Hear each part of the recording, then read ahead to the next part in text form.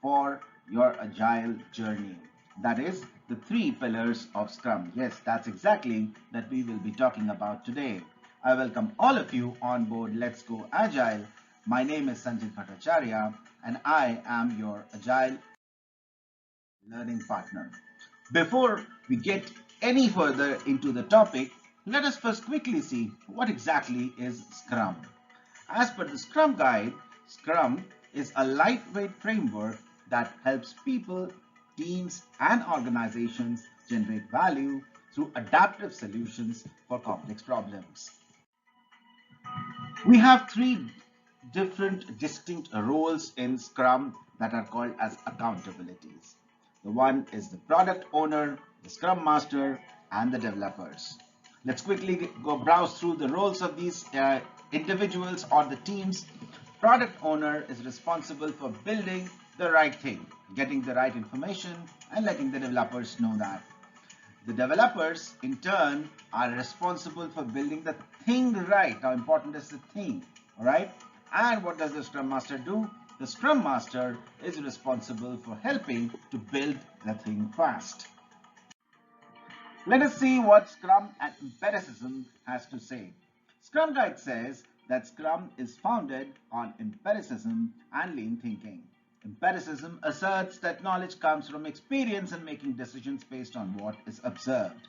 Lean thinking reduces waste and focuses on essentials. Scrum combines four formal events of inspection and adaptation within a container event, the sprint. These events work because they implement the empirical Scrum pillars of transparency, inspection, and adaptation. Yes, these are the empirical Scrum pillars of transparency, inspection, and adaptation that we are going to talk about in the three pillars of Scrum, which is our today's topic. So let us talk about the first pillar, which is transparency.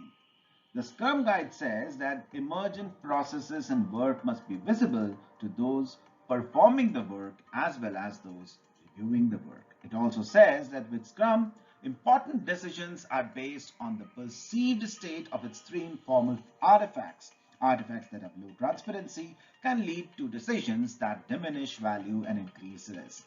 Further, the Scrum Guide also says that transparency enables inspection. Inspection without transparency is misleading and wasteful. This is something very important because the next pillar that we are going to talk about is inspection, and here it says that without having transparency, that really does not make any sense. Okay, so let us talk about the first pillar, and that is of transparency. We have nothing to hide in Scrum. When we talk about Scrum, we have a product backlog where everyone is allowed to put in anything that they think is important. And that's the team, that's the Scrum team who does that. Of course, keeping the product owner in confidence, because product owner ultimately is the custodian of the product backlog. This also helps the team to prepare themselves for any upcoming uncertainty or risks that there might be in the near future. Transparency also helps the stakeholders know that what exactly is being worked upon right now, and there is visibility in whatever is being done or whatever work is under progress. The second pillar talks about inspection. The Scrum artifacts and the progress towards agreed goals must be inspected frequently and diligently to detect potential undesirable variances or problems.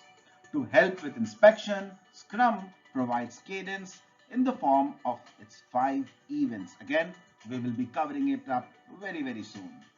Scrum Guide further says that inspection enables adaptation. Now, see this. We had transparency earlier, which enabled inspection. Now it says that inspection is enabling adaptation, so everything is tied up very closely together. Inspection without adaptation is considered pointless. Scrum events are designed to provoke change. Now, when we talk about inspection, there are a couple of things that we need to focus on. where the Scrum team comes together and checks its own performance and ways of working in the sprint and whatever they are working on to be delivered. This is something very closely related to a event in Scrum known as retrospective. What we do there is we inspect our working and we try and find out what are the things that are not good that we want to stop doing, the things that we seem to be working for us, we want to continue doing them, and there are a couple of things which we perceive will be better or will be good for the team, or best practices that we can take up, that those are the things that we need to start. So start, stop, and continue is something that we do while doing that retrospective. It is very difficult to pinpoint your own mistakes when you are on a team. When your team is transparent in its working and nothing is hidden, facts become evident. That is how we inspect into what we are doing and then collaboratively take a call on if it has to be changed or modified or stopped or whatever. Team is a single focus unit which has to be very, very clear about how they are doing the adaptation through inspection. Okay, so what all do we really inspect? Inspection can be carried out for the processes, for the behaviors, for the practices, as well as may want to take feedback for the service itself. This kind of a reflection or team introspection really helps in continuous improvement. Well, let's now talk about the third pillar of adaptation, where the Scrum Guide says that if any aspects of a process deviate outside the acceptable limits, or if the resulting product is unacceptable, the process being applied or the materials being produced must be adjusted, and that exactly is what inspect and adapt. The adjustment must be made as soon as possible to minimize further deviation, and it also helps us from troubles in future. The Scrum Guide also says that adaptation becomes more difficult when the people involved are not empowered or self-managing. A Scrum team is expected to adapt the moment it learns anything new through inspection. A very important thing in adaptation is to inspect and adapt quickly. A Scrum team inspects whatever is found, and like this gentleman here, we want to adapt as quickly as possible. The team might observe certain anti-patterns or some problems which are there, and they want to correct themselves and quickly adapt to the situation. So to sum up, transparency, inspection, and adaptation are so very much related to each other. Inspection without transparency has no meaning, and adaptation without inspection cannot be done. And that exactly is what we got to know from what we discussed today. You may also think about transparency, inspection, and adaptation as a part of a three-digit combination lock, where a lock will not open unless all the three digits fall in place together. This is a very, very important thing to be understood. As I always keep saying, that trust is a very important aspect which is often overlooked when implementing Scrum. These three pillars of Scrum are no exception. Trust amongst the entire team working together is the key for reaping benefits of the pillars of Scrum.